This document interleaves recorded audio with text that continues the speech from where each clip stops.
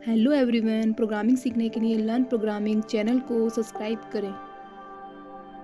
Hello everyone, आज की इस वीडियो के अंदर हम डू वाइल लूप के बारे में देखेंगे।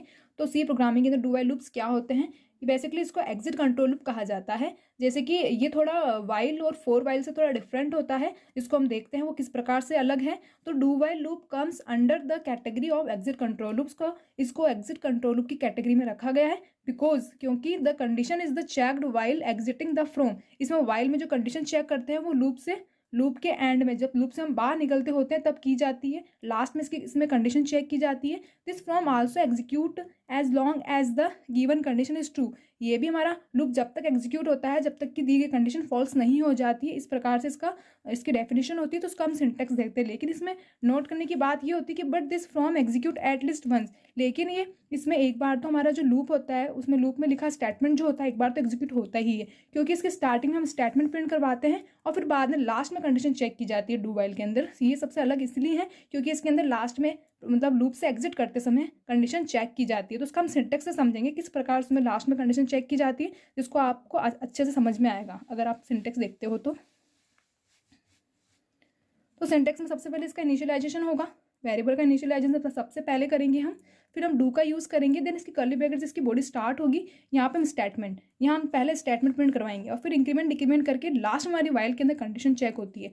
तो अगर कंडीशन फॉल्स हो जाती है तो भी एक बार तो हमारा स्टेटमेंट प्रिंट होगा, क्योंकि स्टेटमेंट पहले लिखा गया है फिर बाद में कंडीशन चेक हुई है। तो एक बार स्टेटमेंट प्रिंट हो जाता है। अगर कंडीशन ट्रू होती है तो दूसरी बार वापस स्टेटमेंट प्रिंट होगा, लेकिन एक बार तो प्रिंट होगा ही होगा क्योंकि स्टेटमेंट पार्ट पहले है। तो इस प्रकार से इसका सिंटेक्स होता है।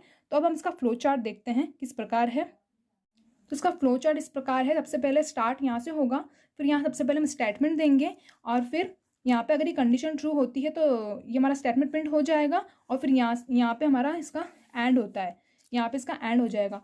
तो इस प्रकार से इसका फ्लो चार्ट होता है। स्टेटमेंट तो एक बार प्रिंट होगा ही, अगर हमारी कंडीशन फॉल्स होती है तो भी होगा क्योंकि स्टेटमेंट पार्ट पहले होता है। तो इसको हम एग्जाम्पल के थ्रू अच्छे से समझेंगे किस प्रकार से स्टेटमेंट एक बार प्रिंट होगा। तो मैं आपको एग्जाम्पल से समझाऊंगी इसको। तो अब हम डू वाइल को प्रोग्राम से समझेंगे कि डू वाइल के प्रोग्राम किस प्रकार से किए जाते हैं। तो उसके लिए हमने हेडर फाइल इंक्लूड की है और अब इन नाम के डेटा टाइप के अंदर हमने ए नाम का वेरिएबल डिक्लेयर किया है। ए का हम इनिशियलाइजेशन कर देते हैं 1 से। अब हम यहाँ पे डू का यूज करेंगे। जैसा कि मैंने आपको सिंटेक्स में बताया, सबसे पहले यहाँ पे डू का यूज किया जाता है और फिर इसकी बॉडी स्टार्ट होती है। इसके अंदर हम देते हैं प्रिंट का यूज करके इसमें मैसेज प्रिंट करवाते हैं। नेक्स्ट लाइन का यूज कर लेते ताकि हमारा आउटपुट है वो नेक्स्ट लाइन में शो हो। अब हेलो प्रिंट करवाया, अगर ये कंडीशन यहाँ पे दे दिया। अब हम यहाँ पे इंक्रीमेंट कर देते हैं। जैसा कि आपको पता है कि इसमें पहले स्टेटमेंट प्रिंट करवाया जाता है फिर लास्ट में हमारी कंडीशन चेक की जाती है। तो अब हम वाइल के थ्रू कंडीशन चेक करेंगे। तो उसके अंदर हम दे देते हैं जो ए है वो लेस देन इक्वल है क्या 5 के, या हम 10 डाल दो। आपको जितनी बार प्रिंट करवाना वो डाल सकते हो आप यहाँ पे।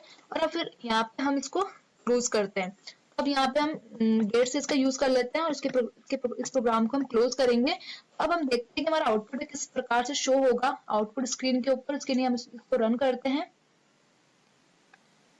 यहाँ पे अपन ने सेमीकोलन नहीं लगाया क्योंकि जो डू वाइल होता है उसके अंदर वाइल के अंदर जो कंडीशन दी जाती है तो सेमीकोलन का यूज किया जाता है। लेकिन जब सिंपल वाइल का जब यूज करते हैं उसके अंदर हम सेमीकोलन का यूज नहीं करते। तो उसको डू वाइल को पहचानने का यही तरीका है कि वाइल के अंदर यहाँ पे सेमीकोलन देना होता, तभी हमें पता चलेगा कि ये डू वाइल है। तो इस प्रकार से आप ये गलती ना करें जैसे मैंने की है। तो हम इसको एग्जीक्यूट करके देखते हैं। इसमें जो हेल है वो 10 टाइम प्रिंट हो गया। जो हमने कंडीशन में बोला था कि ए लेस देन इक्वल 10 है तो हमारा ये प्रिंट होना चाहिए 10 टाइम। तो ये कंडीशन ट्रू होने के लिए इसमें लिखा स्टेटमेंट जो वो 10 टाइम प्रिंट हो गया है। तो इस प्रकार से आप डू वाइल का यूज करके आप एक से अधिक स्टेटमेंट प्रिंट करवा सकते हो। अगर आप यहाँ पे चेंजेस करते हो, यहाँ 0 डाल देते हो। अब आप यहाँ पे ग्रेटर देन डालते हो तो अब देखते हो हमारा आउटपुट किस प्रकार से आएगा। एक बार हेलो प्रिंट हो गया है। क्यों आया एक बार हेलो? जैसा कि मैंने आपको थ्योरी के अंदर समझाया था कि इसमें क्या होता है कि एक बार तो हमारा जो स्टेटमेंट है वो प्रिंट होता ही है। क्यों होता है? क्योंकि इसमें पहले प्रिंटफ का यूज करके स्टेटमेंट दिया जाता है। पहले स्टेटमेंट दे देते फिर बाद में कंडीशन चेक करते। तो अगर कंडीशन फॉल्स भी हो जाती है, क्योंकि हमारे यहाँ पे कंडीशन फॉल्स हो रही तो भी एक टाइम हमारा हेलो प्रिंट हो रहा है। तो अगर कंडीशन फॉल्स भी हो जाती है तो भी हमारा हेलो प्रिंट होगा। तो इसकी यही खासियत होती है कि इसके अंदर एक बार तो स्टेटमेंट प्रिंट होता है, क्योंकि स्टेटमेंट पार्ट पहले होता है तो वो एक बार प्रिंट हो जाता है। ना एक बार ही होता है, ना कि 10 टाइम एक बार प्रिंट हो जाता है, क्योंकि एक बार ही हमने प्रिंटफ का यूज करके दिया है। तो इस प्रकार से डू वाइल का यूज करके आप एक से अधिक बार किसी भी प्रकार के स्टेटमेंट को प्रिंट कर सकते हो।